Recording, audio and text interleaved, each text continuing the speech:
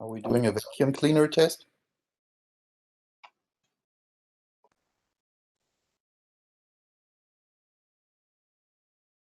It's not a bad use of time to clean the house while participating in meetings. I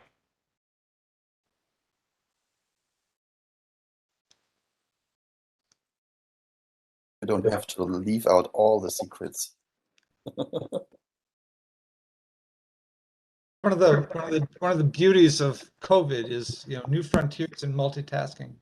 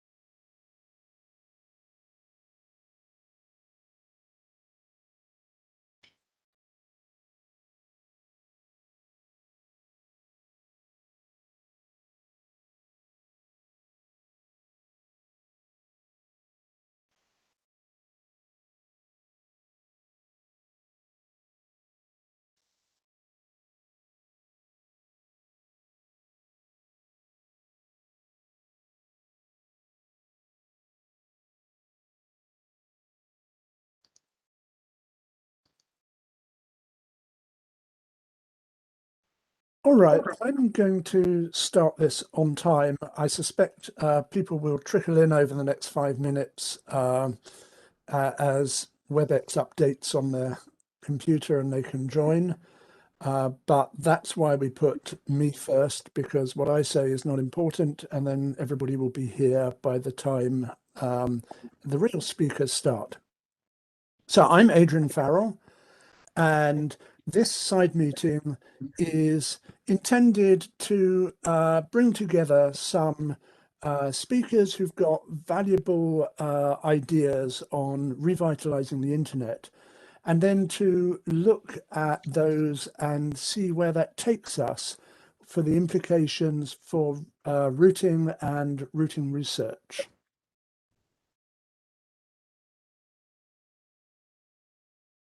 And we will now spend a moment while I persuade Microsoft to actually allow me to control my own computer. Great. Okay, so as a side meeting at the IETF, this is formally part of the IETF, and so the note well applies. The note well, if you haven't read it, can be found on the main IETF website. And it essentially says that if you make a contribution to this meeting, you need to disclose if there's relevant IPR. There are many other pieces of small print, and you're encouraged to familiarize yourself with that. So logistics, 90 minutes. The links are on the wiki, Side Meetings wiki, and they're here. Feel free to contribute to the Etherpad for notes and comments, and the materials are posted if you need to watch them. If for some reason you get thrown off WebEx and you can't get back, there is a live stream. Lastly, on this slide, we are going to record this meeting. So if you object to your presence being recorded or your comments being recorded, act accordingly. Okay, I'm turning on the recording now.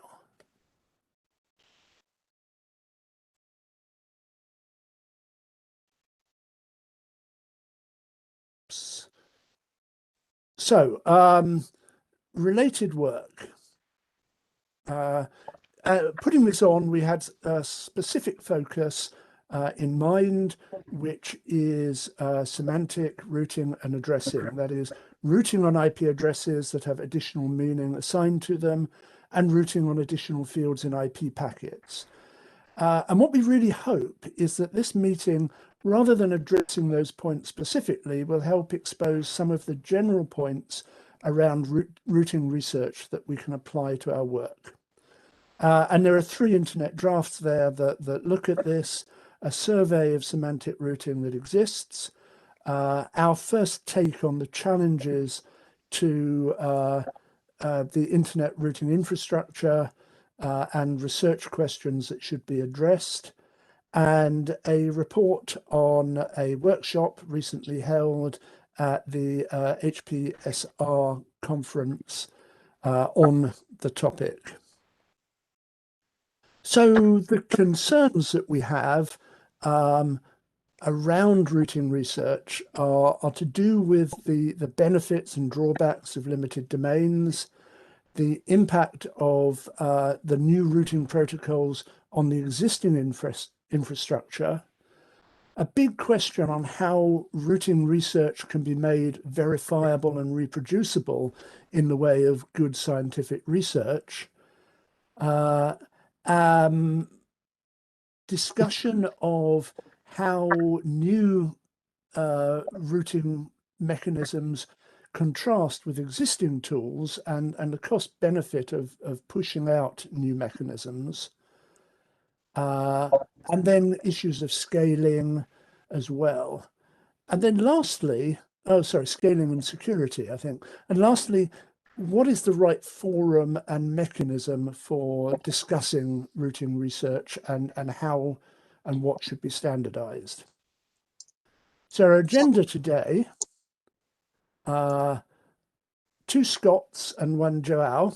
Scott Schenker from Berkeley, talking about the extensible internet. Scott Burley, who's at insig.org, talking about routing in the interplanetary internet. And Joao, looking at the algebraic analysis and design of vectoring protocols. And then we can have an open discussion, poking the speakers for more information and exchanging ideas on routing research challenges as the internet evolves. I think that's all I need to say. So I'll hand over to Scott Schenker to share his slides, and just say that they're 20-minute slots per speaker. If there's a bit of time after their slot, then you can ask questions then by raising your hand in WebEx. Otherwise, we can take the questions all at the session at the end. Okay, off you go, Scott. Okay, thank you very much. I'll be talking about the extensible internet. This is based on a CCR editorial with more authors than I can possibly name, so I won't list them, but actually there's a group of 4 of us who are trying to turn this into something real. Arvind Krishnamurthy, Murphy Macaulay, Arijit Panda, they're with me on this conference, and they'll be able to answer questions at the end if you have any. So the point of our paper, and to some extent the point of this session, is how do you enable architectural change? And in this talk, by architecture, I mean something very specific, which is the arrangement of data plane functionality, that is the layers and their basic functions. I'm not talking about specific protocols. I'm not talking about the control plane. And so with this fairly narrow definition of architecture, there's been decades of research on it, but I think it's fair to say there's been no discernible architectural impact. And if you ask yourself why not, I think that the answer lies in we never really identified in our research the key deployment challenge. And that deployment challenge arises in L3. And as you know far better than I, L3 plays 2 roles in the architecture. It allows all of the L2 networks to interconnect. That's why it was invented. And so it must be, by definition, deployed in every router, which makes it almost impossible to make significant changes. At the same time, L3 provides the service model to host. That is, that IP's best effort packet delivery is what the host sees. It must be enough to support all the application requirements, both the current applications and future applications. And as we know that these requirements are becoming more stringent, particularly in latency, but also in reliability, privacy, and security. So there's a fundamental paradox here, which is on the one hand, we're told that we can't change IP. And on the other hand, we're being told we must in order to support these more stringent requirements. So we must redesign the network to meet a wider range of application requirements, but without changing IP. So this seems essentially impossible. So how can we go about resolving this paradox? And there's a valuable lesson to be learned from the cloud and content providers. They are building these large private IP-based networks with many points of presence. And in these POPs, they're providing these in-network services, flow termination, caching, load balancing. And these services were expressly designed to meet these new application requirements. In particular, they greatly help reduce latency. They also improve reliability. So these POPs and the services deployed within them were done at great expense, but they've actually greatly improved application performance. But while it's good for applications, it's bad for the internet, because the internet has become increasingly balkanized. That is, these private networks do it their own way. The way Alibaba does it is different from the way Azure does it, which is different from the way Amazon does it. And they're leaving the public internet behind, which is if you just do end-to-end IP service, you're not providing as good application support as these modified private networks. And so our central contention is that rather than these ad hoc and proprietary designs that are being used in these private networks, we need a coherent architecture. That, by making it a coherent architecture, will allow us to support a broader set of network services. And it will also become the new internet service model so that you can write applications depending on those services being there. And so to some extent, the way you should think about EI is it's nothing more than the architecturally coherent form of what these private networks are doing. So that's all we're doing.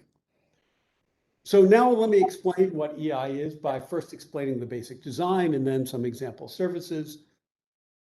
Now, the core design is very simple. You just use the current IP protocol and infrastructure. You introduce a new network layer on top of L3. It's called the service layer, or L3.5. And this service layer offers this new in-network services to hosts. And it's like the current private networks, but far more general, as I'll explain later. And the key insight is that what this allows you to do is decouple L3's two roles. That is, currently L3 is the interface to both L2, so it's got to be a narrow waist, and it's the interface to L4, so it defines the internet service model. In EI, L3 is still the interface to L2 networks, so it still can be a narrow waist, but L3.5 is the interface to L4. And there's no reason for L3.5 to be narrow, so it can meet a wide range of needs.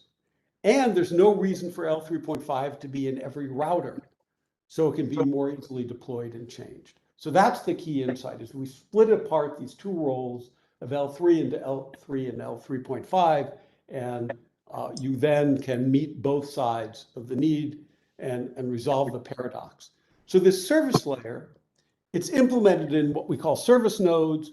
These are servers, so these are not special purpose hardware. These are servers, or typically racks of servers, deployed at the network edge, where edge we just mean close enough to hosts so they can scale to supporting per flow state.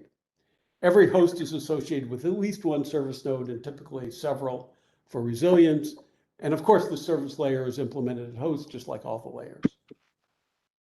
And the typical communication, or the canonical communication pattern, is a packet would go from a source to its service node associated with the source, to the service node associated with the destination, to the destination itself. And these service layer communications are all tunneled over IP, so IP is really providing the packet transit. And these sources can use the tunneling protocol to specify which service to invoke at the service node. And so that means that these services need not be backwards compatible, which is where we can be far more general than the private networks. That is, you will explicitly invoke whether it's multicast, whether it's ICN, or some special security service, it won't break your application because you only use it if you explicitly invoke it. So this is the only diagram I have in the talk. It's just to show you that no matter whether you're in a home or business or on the cellular network or in an autonomous vehicle or in the cloud, you've got a service node nearby, and packets will go from host to service node to service node to host, with perhaps some intermediate service nodes in between that we didn't show here. Now remember that these service nodes are servers, so that the services are implemented in software. So when I talk about standards, we're not talking about detailed written specifications, but rather open source code. And the software pieces you would need on a service node are, first, for any service you want to deploy, it has to be implemented in a module. And so whether it's multicast or ICN or something. Now that service module will run in an execution environment that is also standardized. The execution environment supports a few basic primitives like packet in out, ephemeral read write and stable read write. And so that you can you write your service modules to run within an execution environment, so its write run on any service node. Now, you also need some kind of runtime orchestration to handle failover and scaling up and so forth. And that doesn't need to be standardized. There will be, I'm sure, sort of open source versions of this based on Kubernetes or OpenStack and proprietary versions, and that's fine. These services, are not general data analytic applications or arbitrary amounts of computation. They're very simple and limited computation. There's packet forwarding, there's payload processing, simple functions like caching. And we imagine these service nodes will have security enclaves, and eventually, if crypto is being heavily used, you can imagine some hardware accelerators, but we don't imagine that being the case at the beginning. Now, how do you choose these services? We imagine there'll be some governance process, much like IETF, perhaps, or even probably IETF itself, that determines the public services and their implementations.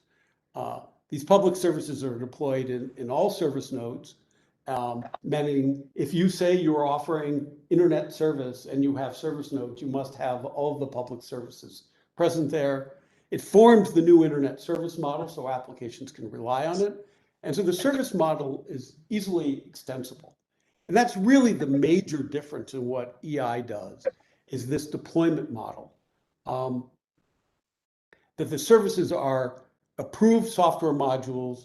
They're easily deployable in all of these service nodes, because the right ones run anywhere, so that there's not this long and complicated and drawn out per vendor, per domain decision process about deployment. And that's really the main change. Now, how does inter-domain routing work? So in the service layer, packets travel directly between the source and the destination domains. So the peering at the service layer is direct. As we argue in our paper and in another paper, we also argue that it's settlement free. We can get into that later as something that's necessary for network neutrality. But these are statements at the service layer. The actual L3 transit between service nodes can be done the way it is now, normal L3 routing. You can use IXPs as intermediaries. You can use leased and private lines between the service nodes. So down at L3, you have a wide variety of choices of how you would implement this. And at this point, we often get the comment, well, it's just an overlay. And with the tone of, well, it's not really architecture if it's an overlay. And of course it's an overlay.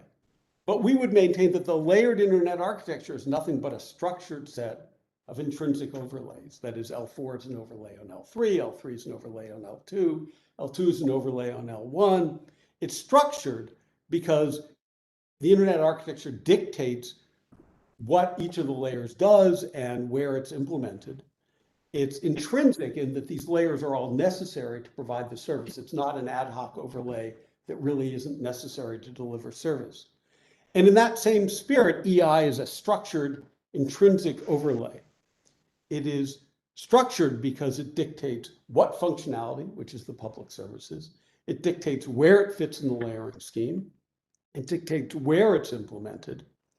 and it dictates how the overlay fits into the overall domain structure.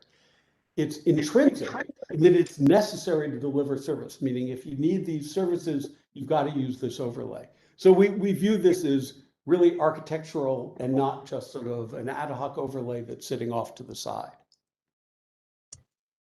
But the real reason to do this is to deploy new services. And so what are the kinds of services that we imagine? And let me just describe three initial categories.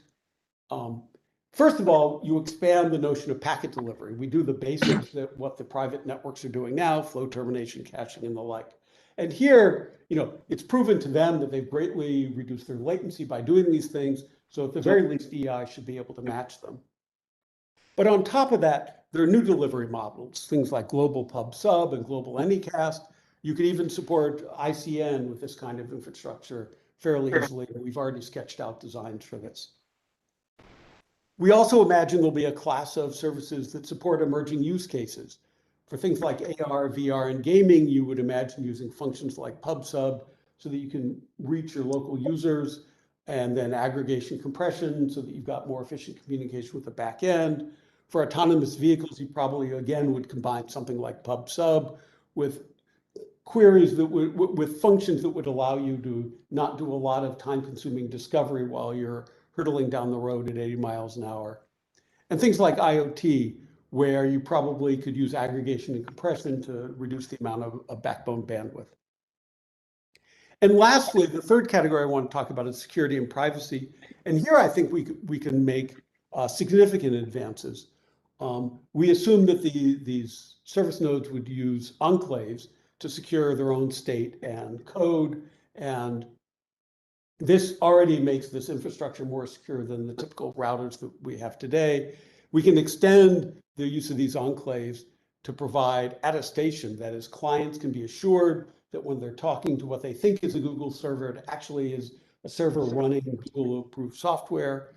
We can also offer stronger forms of privacy, things like ODNS, like name lookups, and Tor-like delivery, where the actual state connecting the incoming traffic to the outgoing traffic is protected against attackers. And lastly, there are various forms of DDoS protection you can support. In particular, we've explored a design called shut-up messages. But the whole point here is that this is not necessarily the final answer. This is just the beginning. EI is an extensible and evolvable platform precisely because of its deployment model.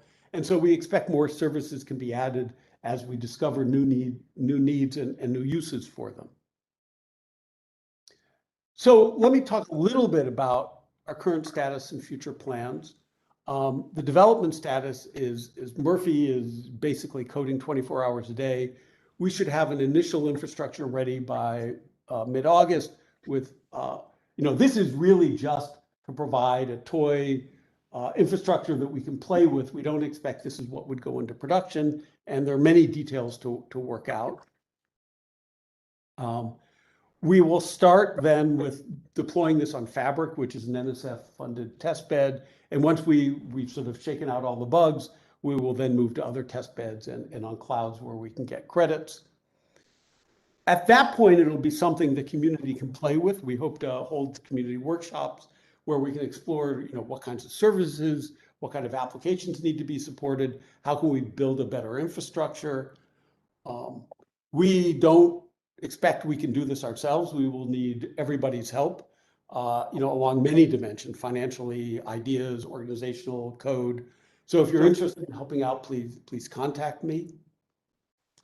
But at this point, you might say, whether or not I think this is a good idea, this is never going to happen. So why are you wasting my time? And, we think the chances of success are small, like 1%.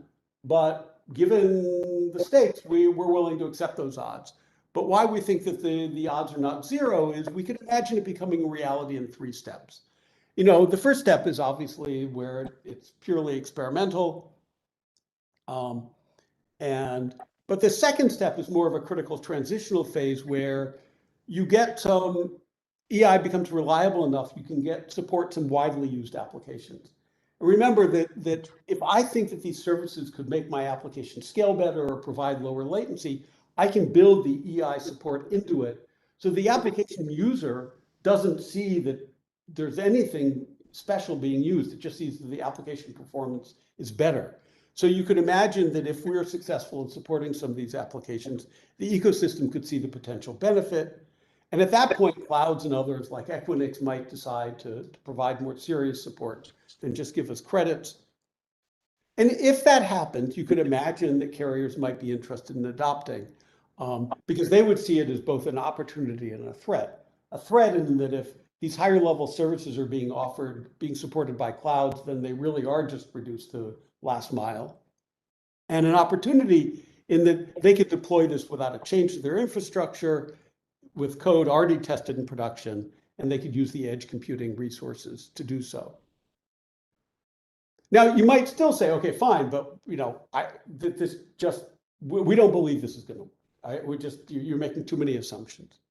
And here, what I would say is, EI is based on a simple conjecture that in-network support for applications is both important for current and emerging applications. It can be done at service nodes rather than at each router. And it can be done in software, not in special purpose hardware.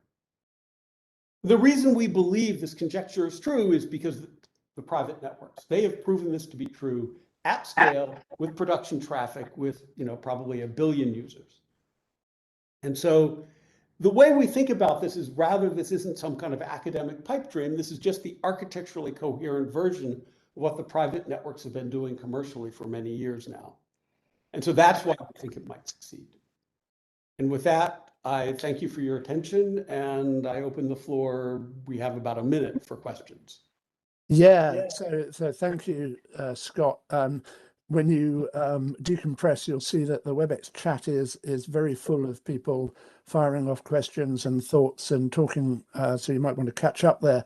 I want to pick out a question from Dirk Trossen on the economics of the players. Dirk, would you like to ask that? Yes. Thanks, Adrian. Hi, Scott. Yeah, I was thinking about, you said that essentially you're rationalizing today's POPs model in a coherent architecture, and I agree, that's exactly what the paper does, and that's good. But today's POP model is inherently limited, at least in vertical scale, by economic power. You don't have many players really that play with these new services. How do you feel, or how do you see that EI really changes that economic aspect of extensibility? So it's not, in the end of the day, again, the same or maybe few or even exactly the same economic players, but you really allow introduction of new services at a much wider vertical scale in terms of players. How do you think EI is changing that? So that's a great question. My answer will be a lousy one, but I think it's the beginning of a longer discussion. I see a couple of economic factors here.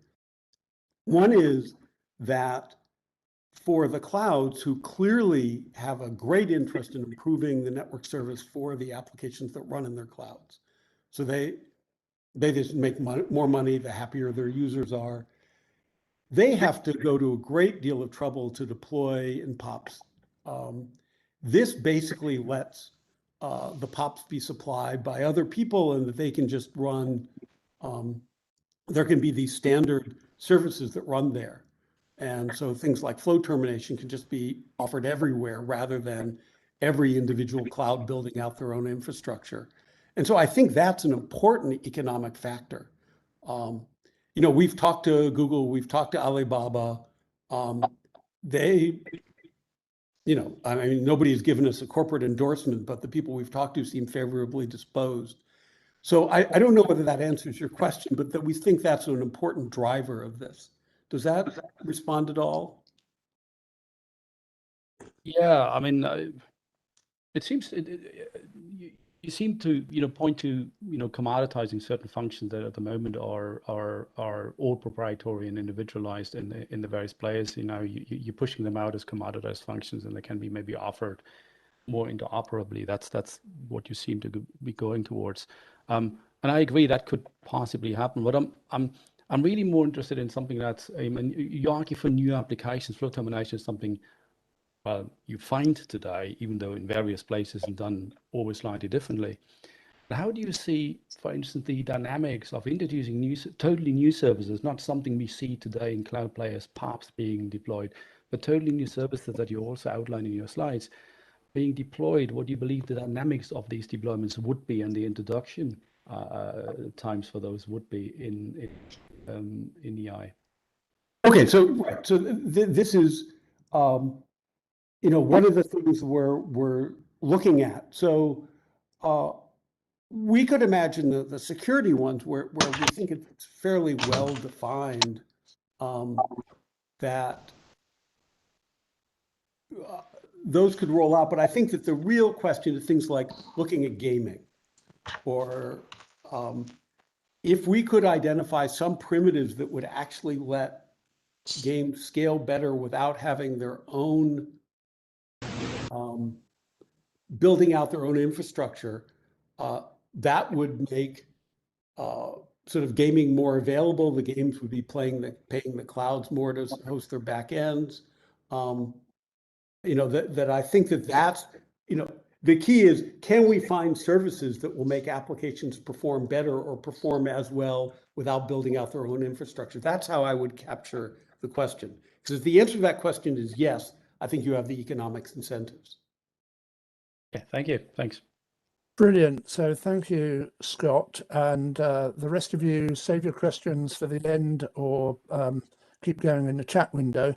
And we'll move from Scott to Scott. And I'm driving here. Scott is at the Interplanetary Networking Special Interest Group .org. Off you go, Scott. Okay, thank you. Actually, as I was listening to Scott's presentation, I'm thinking, oh, this is sort of sounds like exactly what I'm going to be saying. It's quite similar. I think the resonance here between interplanetary networking and extensible internet is kind of uncanny. Maybe I'm overstating that, but you draw your own conclusions as we go through it. The origin here is an interest in extending the internet into interplanetary space that dates back to 1998. There was an IETF research group started up in the mid-2000s. There's been an IETF working group working on delay-tolerant networking for interplanetary internet since 2014. But I suspect that not everybody on the call is familiar with the work that's been done there. So that's what this presentation will be. So the first slide, please.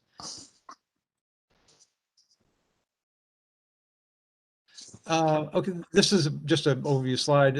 I'll be talking about that evolution toward interplanetary internet, a little bit about routing, not as much as probably there ought to be for the focus of this side meeting, but some, and a little bit about testing it. Next slide.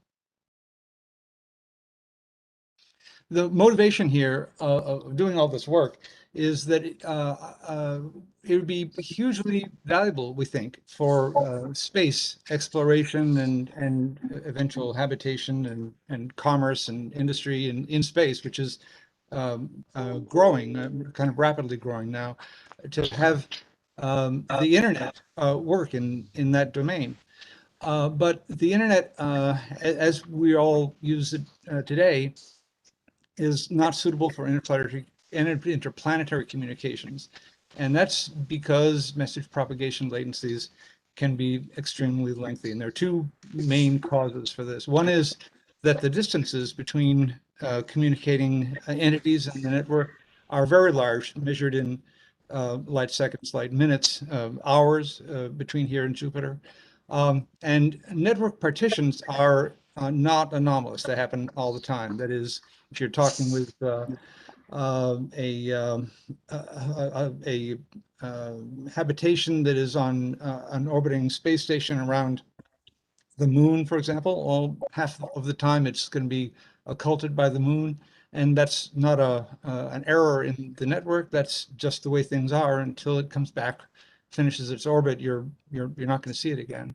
So the evolution that we're talking about here is an evolution toward an internet and internetworking technology whose operation is tolerant of very large message propagation latencies. And this has come to be called delay tolerant networking, which is the name that's been used for the new working group.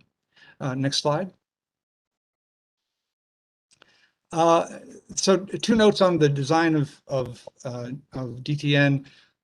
One is an important thing is that lengthy propagation times mean that you have lengthy round trip times. And so anything that depends on brief and continuously available round trip times is kind of antithetical to what we can do in interplanetary networking. Communication parameters really can't be negotiated; they have to be asserted. There's a lot of assertion of here's what I'm sending you, and here's the meta information that you may need to go with it, which is why the protocol data units for DTN are called bundles. You bundle together with the data all of the metadata that is needed to make sense of it. Also, in general, client server, the wrong model. If you need some information right now and you don't already have it, you're already out of luck, because it may take 5 minutes, it may take 20 minutes, it may take an hour and a half, it may take 2 days to get the information. So what works a lot better is to subscribe to information that you know you're going to need in the future, and receive it as soon as it's published, and store it locally until you need it later on. And then another important point is that the end-to-end principle, while absolutely true, there's a sort of an escape clause in end-to-end principle that the performance considerations may relax the principle, and in this case, performance considerations are critical.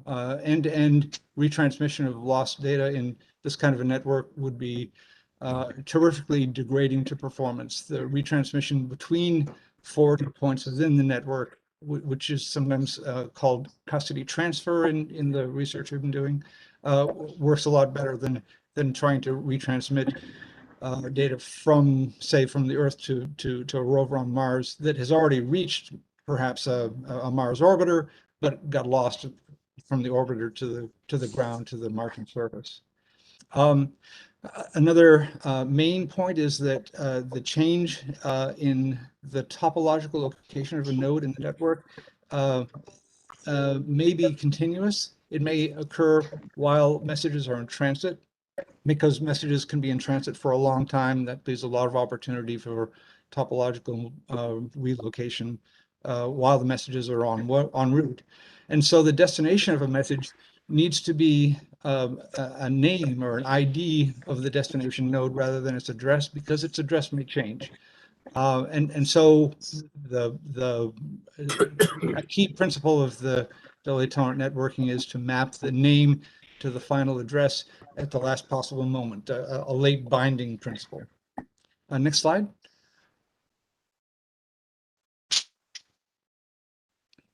And then network partitioning, again, it's routine for things to be in orbit and for them to be occulted part of the time. And even things that are not physically occulted may be operationally occulted, because the spacecraft that you want to talk to may not be pointing to you at the time you want to talk to it. It may not be pointing toward you until 2 hours from now.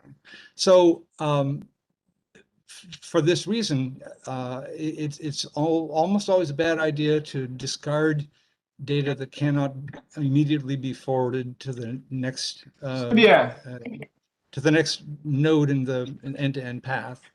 It needs to be retained at the edge of the partition, waiting for the contact to be restored instead of discarded. So that means that, for one thing, you really need a lot of storage. Fortunately, the cost of storage is going down rapidly year by year. It means that security really needs to be integrated directly into the network protocol rather than provided in another layer. And that's because the network protocol data units, these bundles, may reside at a forwarding point for minutes, hours, days. They need to be protected at rest just as thoroughly as they're protected in transit. It means that there could be routing errors that result from data being retained at a single node indefinitely instead of transiting a closed loop indefinitely. And so to recover from these errors in routing, you need to attach a time to live expressed in time, in seconds, to each bundle, rather than a time to live expressed in the number of hops. And because time to live expressed in seconds is an important mechanism for operating the network, clock alignment is important. Next slide. So is this an evolution, or is it like a whole new network? And I think what we would say here is that the DTN architecture is a generalization of internet architecture. That is, it works whether message propagation latencies are short or long. But there's no interest in anybody that I know that's working on DTN in like replacing the internet. The internet is terrific for low latency environments. Why on earth would you reinvent all that stuff? Instead, and here is where the resonance with extensible internet starts to be more clear to me anyway, is that DTN is designed to be, again, an overlay network. It's a network layer, an L3 prime, maybe, that relies on the capabilities of the protocols underneath it in what's termed the convergence layer in DTN lingo. And that will be the internet when the end-to-end path through the delay-tolerant network is transiting points on the surface of Earth, for example, and during times when the data would be transiting space links, it wouldn't be the internet. It would be other space link protocols that are specially designed for operation in interplanetary communications. So again, just as Scott was saying, the internet, the DTN is an overlay over internet in the same way that internet is an overlay of over underlying L2 networks. Next slide. So how do you route in this environment? And the latencies affect routing as well. Since you can't infer a route from the destination address, because you don't really have a destination address that you can rely on. The address may change while the data is in transit. And you can't rely on message exchange to give you timely notification of the changes in the topology of the network. So you don't really know the topology, and even if you had it, you wouldn't necessarily be able to use it. And even if you did use it, you could be wrong by the time the data reaches a point where you had decided to forward it. So so what do you do instead? Next slide. So how do we route a bundle? And there are two general approaches here. In interplanetary space, which is the original deployment domain for the thinking about all this stuff, we have the advantage of being able to work from what we call contact plans, that is, schedules of intervals of mutual visibility and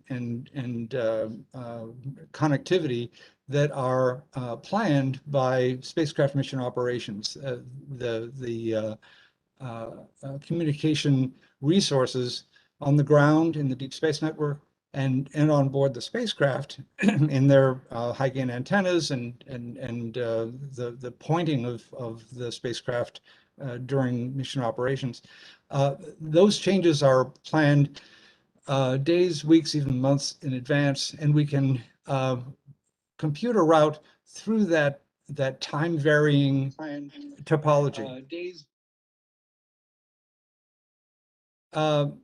In a sense, that routing is is, if you can think of routing through the internet as being similar to using a roadmap to find a route from Houston to Portland. DTN routing is more like using the flight plans of commercial airliners to plan an itinerary for getting from Houston to Bangkok through multiple flights and changes of planes at various layover points on the end-to-end route. DTN is also usable though in non-space applications, such as, for example, if you have a fleet of rovers on the surface of Mars, they're in occasional opportunistic contact with one another, and then how do you route through that opportunistic fabric? And there, all we can do really is take a guess based on contact discovery and prior history of contacts. So next slide. The routing mechanisms based on contact plans are implemented so far in something called contact graph routing, which is standardized within the Consultative Committee for Space Data Systems as schedule-aware bundle routing. And there are alternatives that have been proposed. There's one called Spanning Tree CGR that a visiting researcher at JPL named Olivier de Jonquery came up with. So there's certainly room for improvement in utilization of contact plans. For opportunistic routing, there have been a very wide variety of approaches that have been proposed, and none of them have taken the world by storm. There's room for additional research in both of these routing scenarios. Next slide. One more wrinkle is that there may well be collections of nodes that share a given routing technology, and that might be different from those of other collections that they may want to communicate with. And so an interregional routing mechanism may be based on a more stable expectations of topology. Seems like a good idea, something analogous to BGP, and that also is currently being researched. Next slide. I think this is the last one. So it's just how do we test it? And the notes on this are that first of all, because space flight missions are expensive, we almost exclusively test interplanetary networking and simulation. For example, the Protocol Technology Lab at JPL is used extensively for this, and the IPN, a special interest group, projects working group is assembling a large distributed test bed for doing additional testing. In interplanetary space, we've tested just once, and that was during the Deep Impact Network experiment in 2008. And for that experiment, dilettante networking was exercised over a network that included the epoxy spacecraft, which at the time was between 49 and 61 light seconds from Earth. And it was a successful experiment. It's been difficult to replicate that because most flight missions are unwilling to give up their spacecraft for these things. And that's my presentation. Thank you. Thank you, Scott. And very on time. We've got like 2 minutes. And if anybody has got a question and wants to raise their hand, then first hand raised will get a question. Otherwise, we'll move on. Everybody's either shy or can't find how to click the raise hand button. Okay, Scott, let's take that to the end, because I've got some questions as well. Sure. But let's give Joao a chance to talk. So Joao, you can share your screen, and while that's happening, Joao is at the University of Lisbon and is going to talk, as his slide says, about algebraic analysis and design of routing protocols, which I think probably follows on quite nicely from Scott Burley's final slide. So off you go.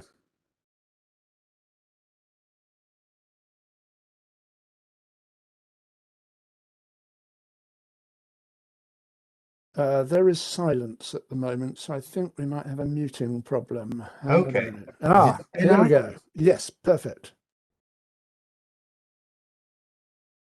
Let me go back then. Okay, as I was saying, it's both a pleasure and an honor to participate in this meeting.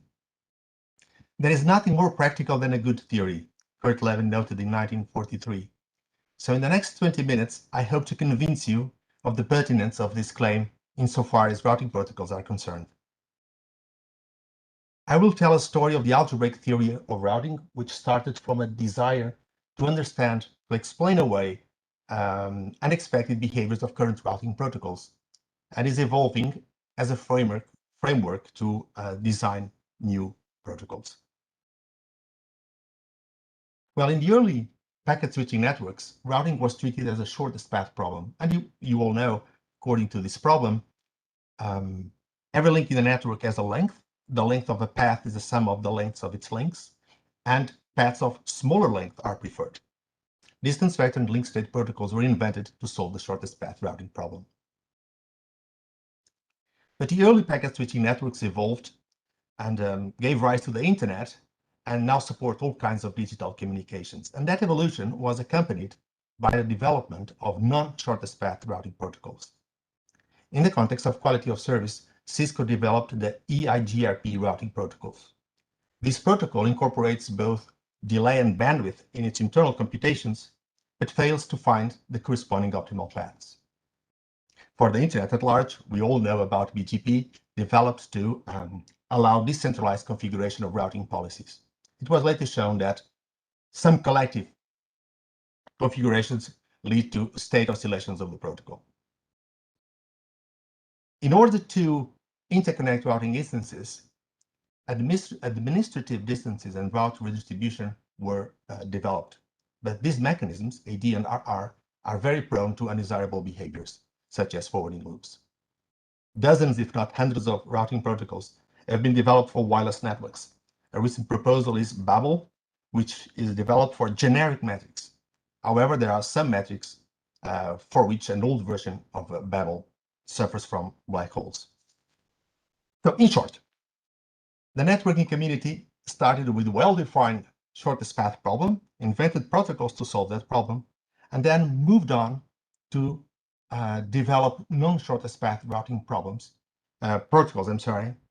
but seemingly without a full comprehension of the global behaviors induced by these protocols.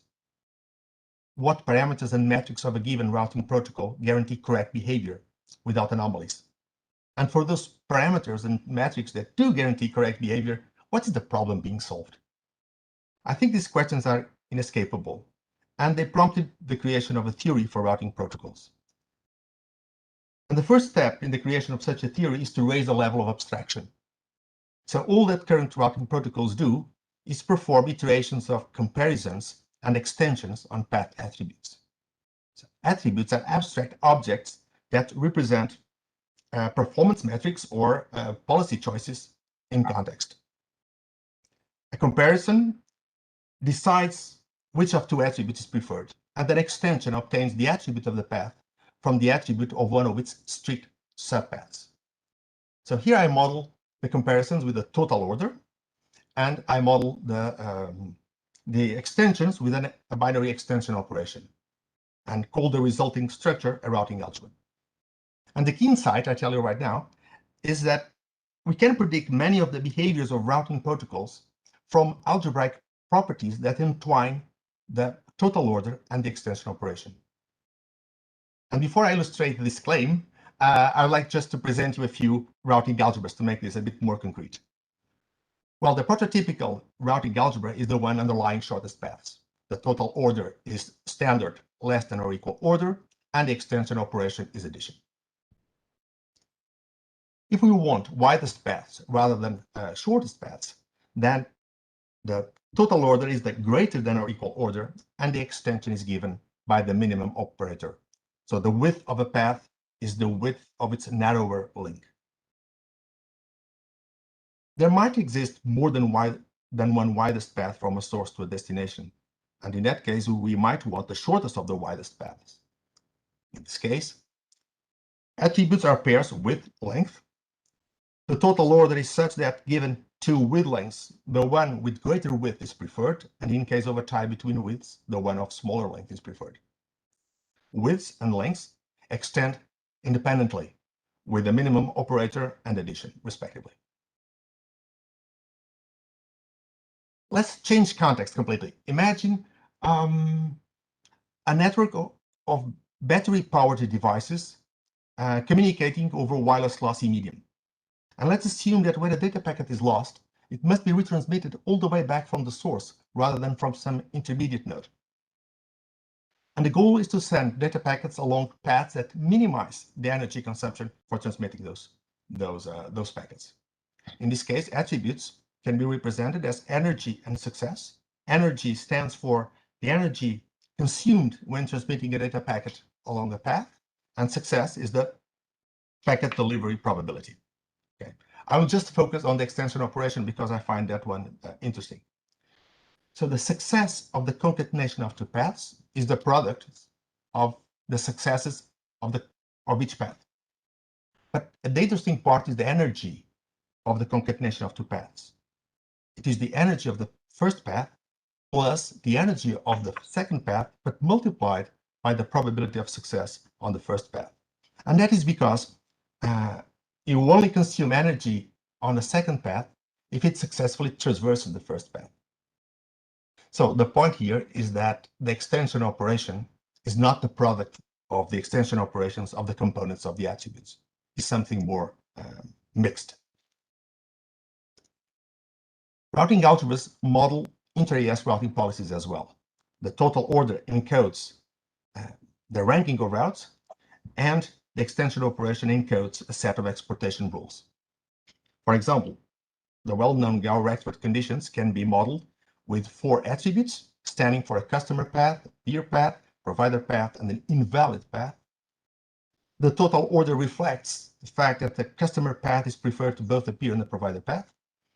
And the extension operation reflects the fact that an AES, according to this policy, an AES only exports a path to a neighbor if the path is a customer path or the AES is a provider of the neighbor. Algebraically, this means that X extended with Y is X if Y is a customer path or X is a provider link. Otherwise, it is bullet. It is invalid. So let me now exemplify how an algebraic property allows us prediction or is related to, determines the behavior of routing protocols. I'll consider this network on the left-hand side, where each link is annotated with a pair width length, and the goal is to send data packets along shortest widest paths. Links VW and WX have width 20. Links UV and VX have width 10. The unique widest path from V to X is path VWX with width 20. It has length 5. There are 2 widest paths from U to X, and both go through V. We have path UVWX, which has width 10, which is the minimum of 10 and 20 and 20, and the length is 8. We also have the path UVX, which has a width 10 and length 5. So this one, UVX, is the shortest widest path from U to X. These width lengths are conveniently represented here in reference lines attached to each of the nodes. So there are bullets there, and the black bullet represents the shortest, widest path. I will consider vectoring protocols. A vectoring protocol is an extension of a distance vector protocol.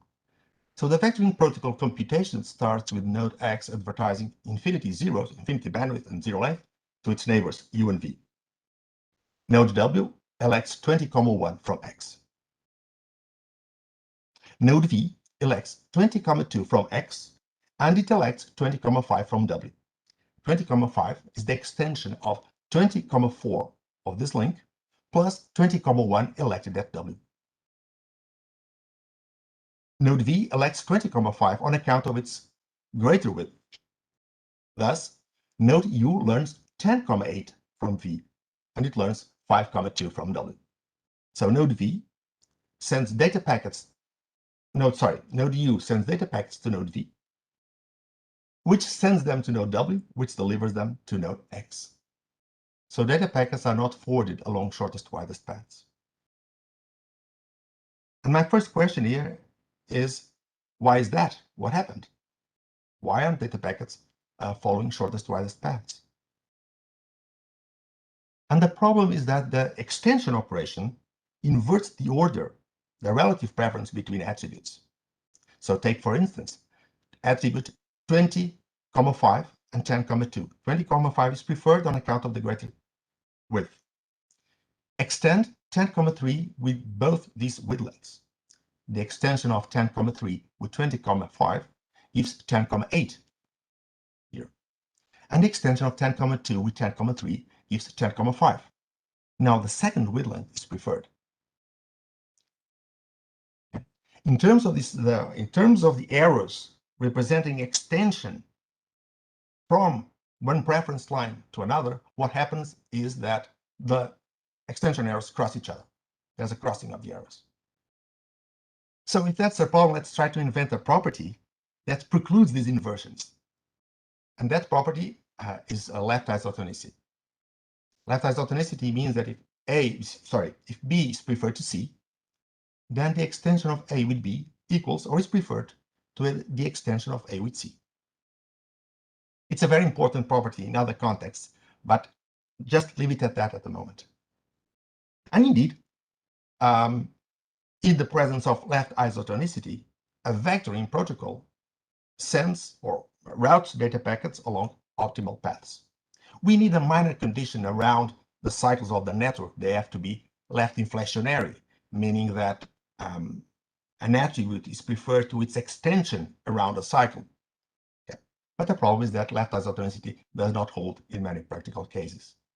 So the question is, vectoring protocols do work, let's say, do work correctly, even without left isotonicity. So what do they do? What is the fundamental problem solved by vectoring protocols?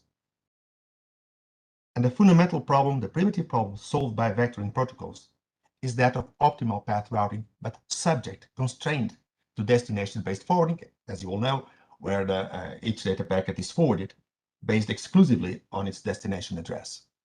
Okay. If you have left isotonicity, then this constraint is void. But if you don't have left isotonicity, the constraint is not void. And the paths over which data packets are routed are not optimal paths. When you relinquish left isotonicity, you have to be more demanding on the properties of the cycles to guarantee that you don't have these oscillations, forwarding loops, black holes. So you have to guarantee that cycles now are left absorbent rather than left inflationary, but the details are left in this paper.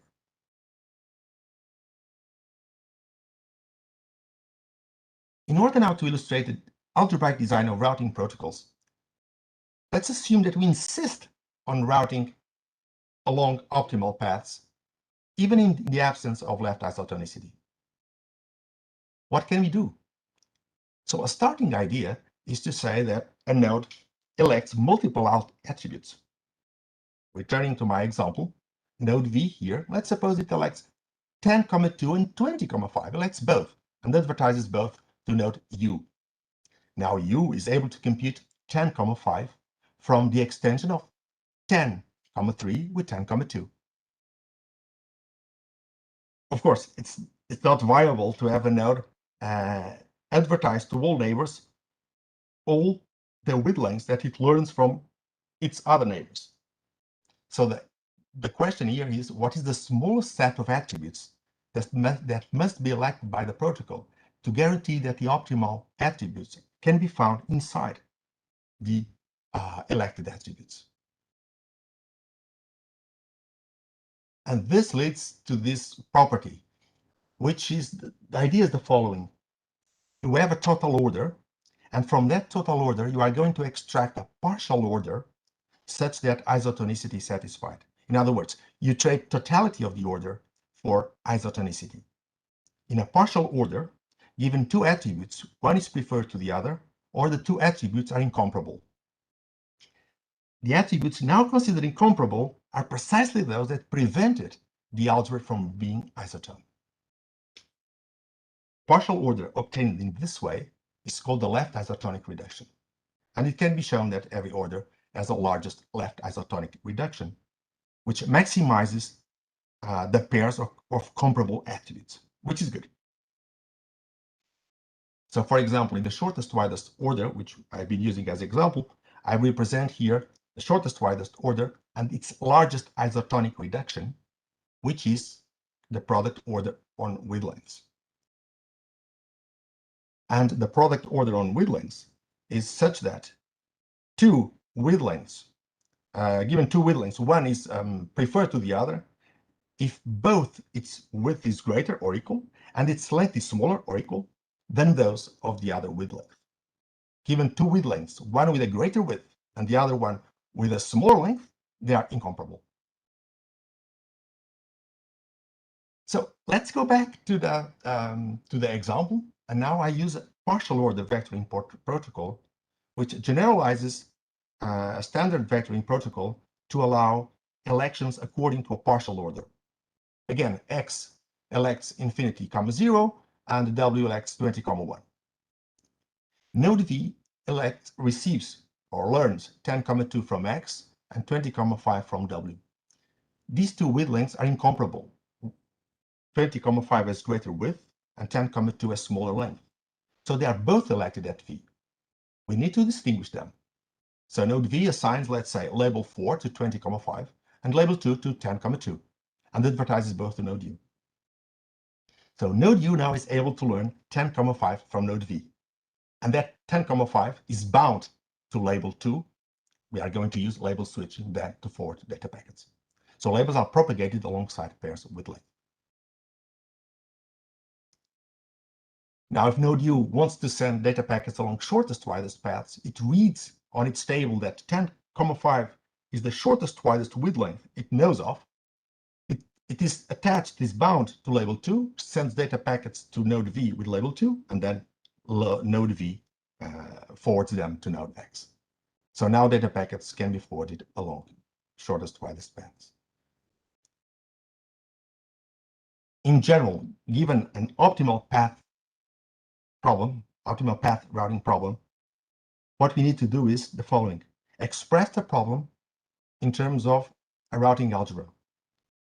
Take the largest isotonic reduction of the original total order, and then the problem can be solved with a partial order vectoring protocol. This design can be broadened to route on optimal paths for multiple optimality criteria, and that's the delay. That's found in the paper cited here. So final remarks. In this short talk, I tried to pick your interest on the algebraic approach to routing protocols. These protocols just do comparisons, interleave comparisons and extensions on context-specific attributes. And the main insight is that algebraic properties entwining the primitive operations, comparisons and extensions, determine the global behaviors of the protocols. I gave examples from vectoring protocols and optimal path problems, but the theory applies as well to other routing protocols and other types of problems.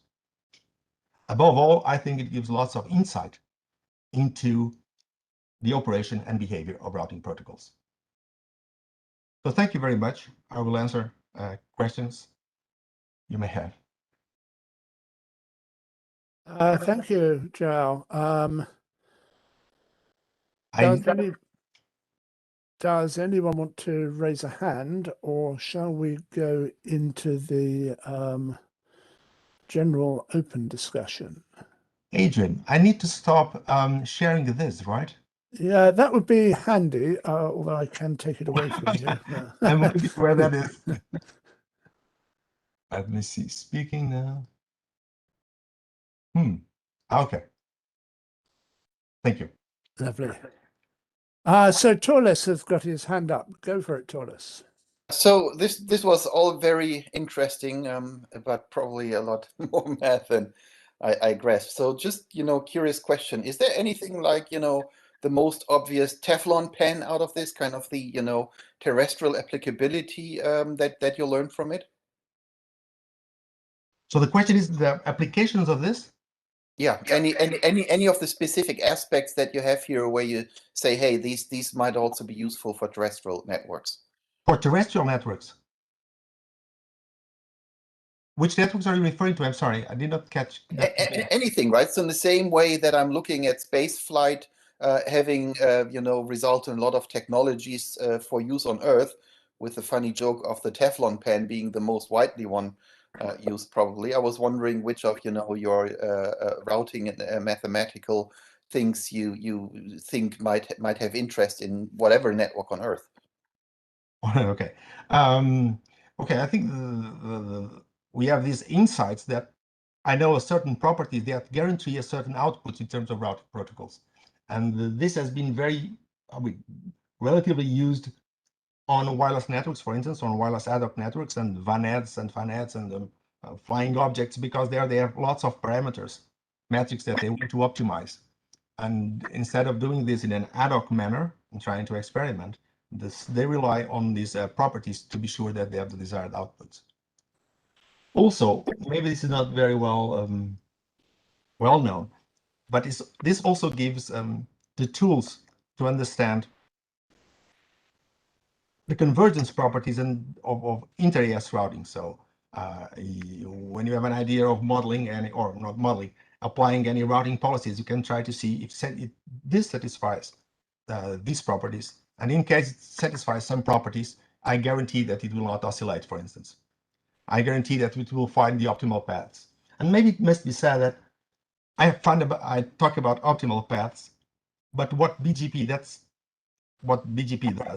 is also find optimal paths. We normally don't say that here. We say it's policy-based routing. That's fine, and that's perfect. But in terms of mathematics, it's also optimal paths because you have a ranking of the paths and you have exportation rules.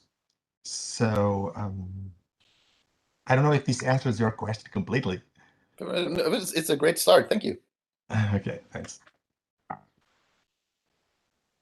Okay, let's just handle this from now onwards as a free-for-all. So questions to any and all of the presenters. And let me see. I see Chenji Jiang with his hand up. So please go.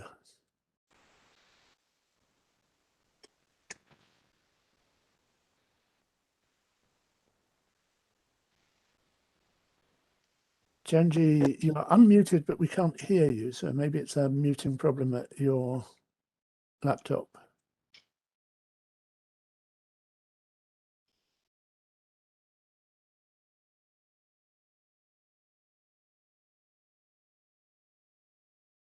Okay, failing that, then let's skip to David Goodsman.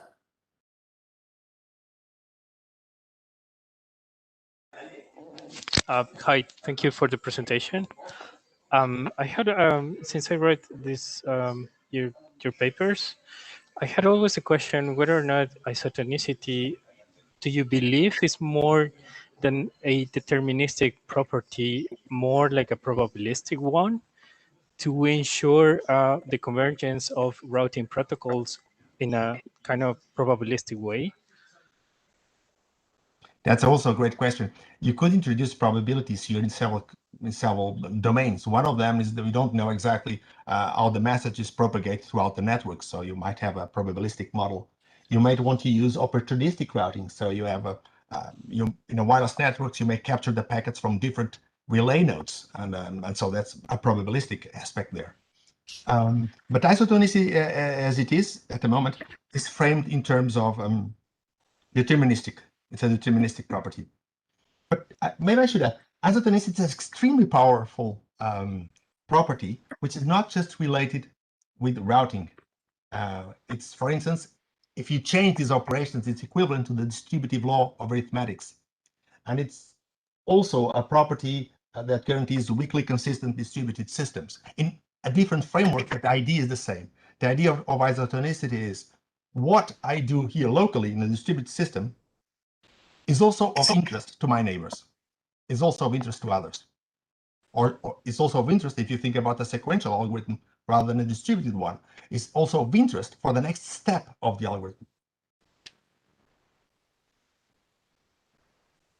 So that begs a question which maybe the Scots would like to come in on, which is whether Joao's approach is something that should be applied to EI and interplanetary networking. And that's Scott B.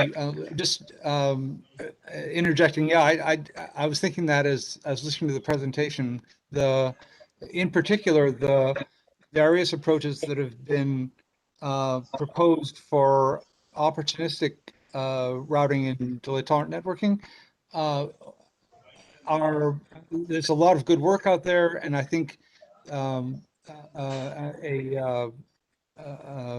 disciplined and rigorous approach to examining the advantages of all these different mechanisms would be really useful, and I would encourage it.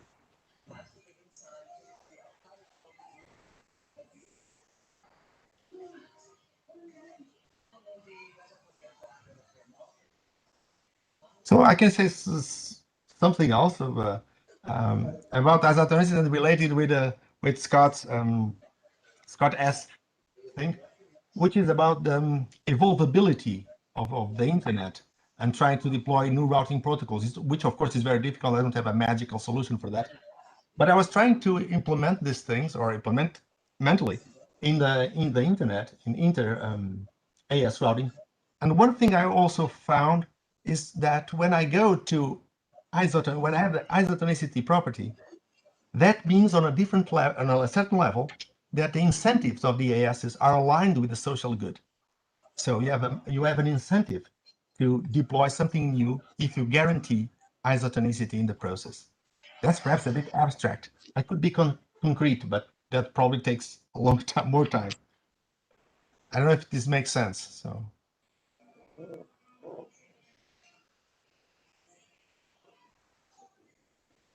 I just wanted to respond. I mean, I think that's all great. I would have said at the service layer, we're trying to simplify routing by having direct peering, but that's still going to require interesting things going on at L3. And so I see this line of research of understanding routing protocols continuing to have, significant relevance. Okay. So Hisham next up. Yeah, I have a question for Scott Schenker. How we can use the service layer architecture that he presented to allow a host on the internet, which is using TCP/IP, to communicate with maybe an IoT device or a host in a network that does not use TCP/IP. An example of such a network is like a Sigfox, which is specialized for IoT connectivity. So I think that we don't solve that problem magically, that if the IoT device is not using any proxy that is willing to proxy it up to a higher layer, then EI doesn't address that at all.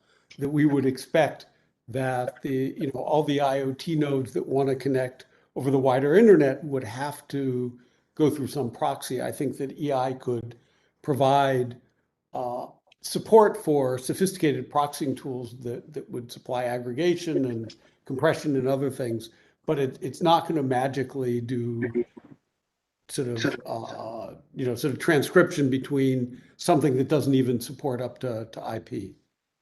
So maybe this specialized network should provide a service node which does the functions of the proxy. Oh, exactly. So I would view a proxy would be a service that could be in, one of the public services or a specialized private service. So that could serve as the proxy. So as long as there is something that would take whatever special protocol these IoTs are speaking and translate it to a higher level, then I think it would be fine. That can be done by the service layer at the 3.5, right? This translation can be done at layer 3.5. Layer 3.5 will expect IP, so that the service node would, it would have to get up to layer 3 in order for the service node to be able to process it.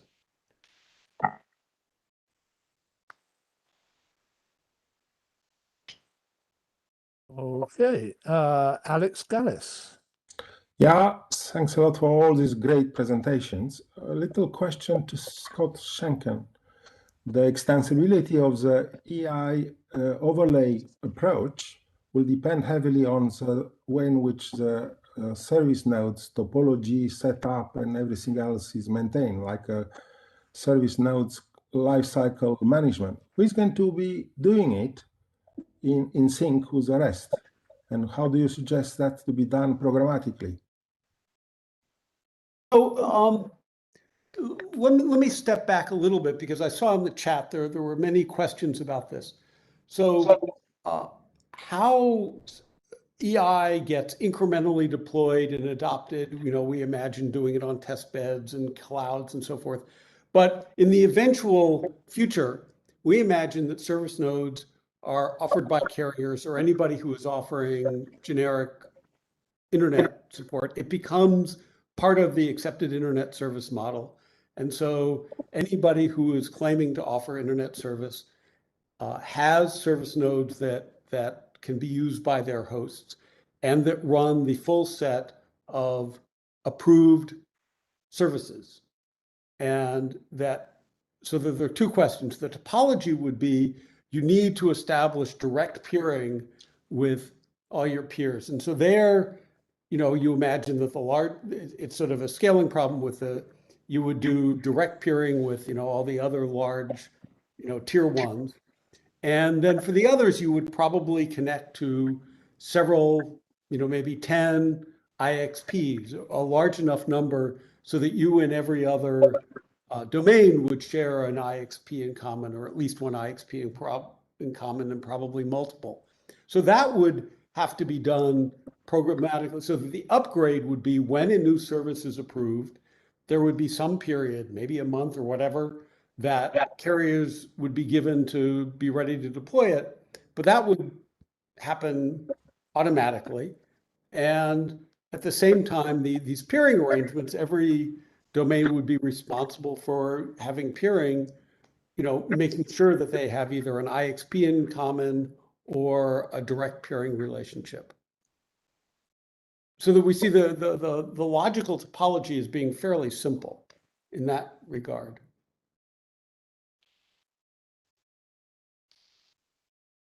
Okay, who's next? Daniel Kim, please. Hi, this is a question for Zhao. Thank you very much for the presentation. I was really interested to know if you have implemented and what was your application example? Have you performed sort of a comparative analysis with an existing technique, and what was the impact on the routing system? And if it's a sort of distance vector approach, how do you deal with things like counter infinity problem? All right, thank you for the question. This is mainly an intellectual contribution and try to find a universal way and simple way, axiomatic way of reasoning about routing protocols. The question, of course, this takes into account, this takes into account the count to infinity problem. So you can pick up any of the distance vector protocols that you have and try to generalize that for a generic routing algebra. So instead of having lengths and greater than or less than or equal and have addition, you can put any operation that you want there. And then you have to see if you still have the problem of counting to infinity. So the solutions typically used for count to infinity, you know, of course, is a path vector or the diffusing computations, for instance. And this can be used here as well. But for instance, that's an interesting aspect. We have to go to the details. If you consider a protocol like DSDV, direct sequence distance vector protocols, in which there are waves of computation. So the destination starts a computation. And then if you compute paths, if there is a failure in the link, you wait for the next computation. So you don't have to be in the position of count to infinity. You don't have to upgrade from a route to a worse route. Okay? But if you go to this type of things, then isotonicity is mandatory for correct operation. It's not just something that is desirable. So now it depends that the ways of dealing with count to infinity can be incorporated here as well. Actually, it can be part of the routing algebra. The path vector component can be modeled as a routing algebra. There is a preference for the paths, the shortest ones, and you have this special extension rule that if you have a loop, you drop the route. So if you generalize this, you can use you can experiment with all known count to infinity solutions and see which work or which routing properties are required for them to work. And yes, we have done some work on that. I don't know, Daniel, if this helps, but yes, wonderful. Thank you, Zhao. I'll be happy to talk online with any of you, of course, by email or something. Yeah, great. I hope this this discussion doesn't end at the end of this meeting. Lin Han. This is a question for Professor Scott Schenker. I understand the EI or layer 3.5 can provide many services, but can it provide service that can only obtain by changing the behavior of layer 3 forwarding, for example, QoS?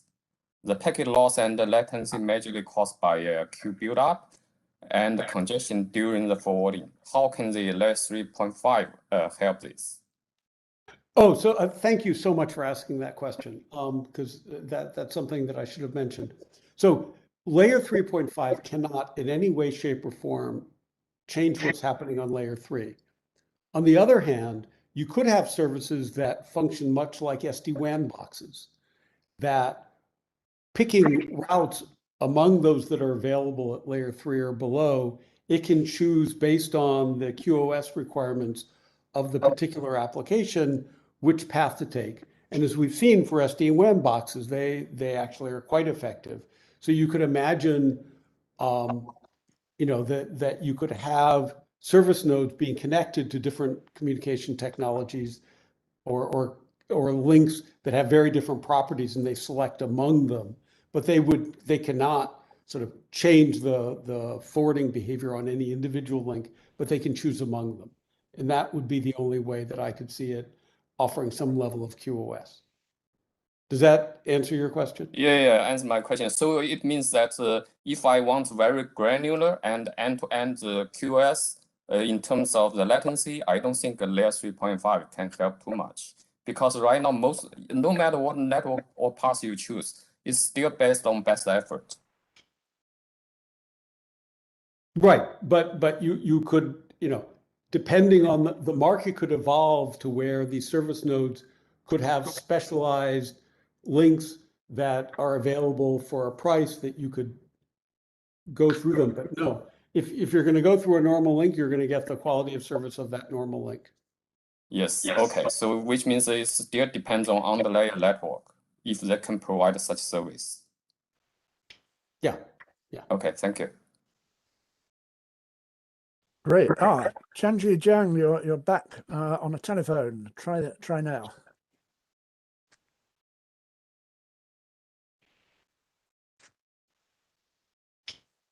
How about right now? Can you Perfect. hear me? Go for it. Yes. Okay, yeah, I'm now using a phone to call in. Okay, this is a question for Mr. Zhao regarding the analysis of routing protocol. I read through your paper and listened to your presentation. It's a great one.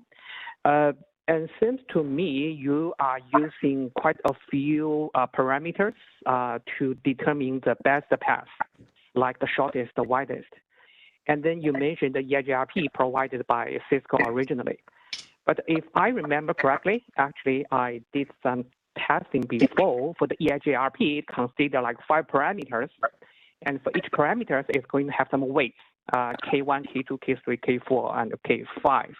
But the recommendation actually is if you consider all the 5 parameters, I'm using non-default K values as recommended by Cisco, you're going to run into a loop, the routing loop.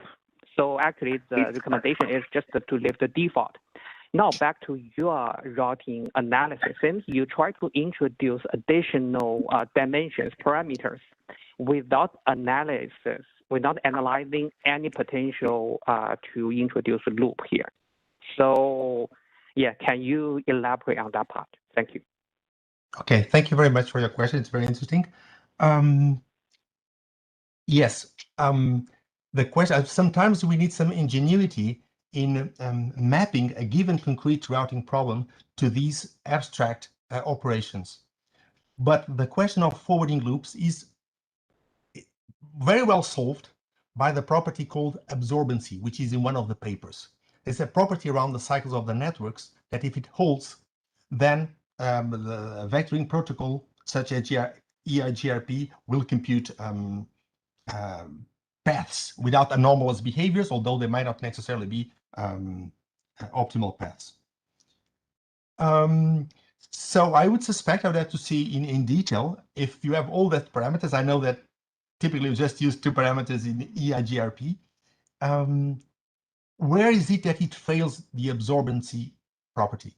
Because that property is sufficient, but it's also necessary in a certain way. So you bring to my attention that if you consider the 5 parameters, you will have a loop. I would have to check where is it that it fails the absorbency property. But I'm very convinced that it's there that it fails.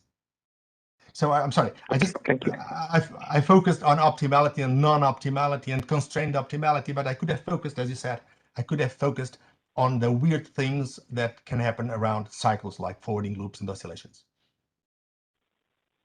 Okay, yeah, but I think the forwarding loop is very important. If you consider all the optimal design, but finally you introduce the loop on some corner cases, it's going to introduce another challenge. So absolutely. I'll be happy to take this offline and look into that in detail. Okay, sure. Thank you. Thank you. So we're technically out of time, and I know people have got to rush off to real meetings. I see 3 hands still raised. Hisham and Torles have already had a go. So Alyssa, would you like the privilege of the last question? Sure, thanks. I'll make it quick. My question was for Scott Schenker. Thank you for sharing this work. There was a very spirited discussion in the chat about open access to edge DCs and regulatory mandates and so forth. And I was just kind of curious about your view on that as far as,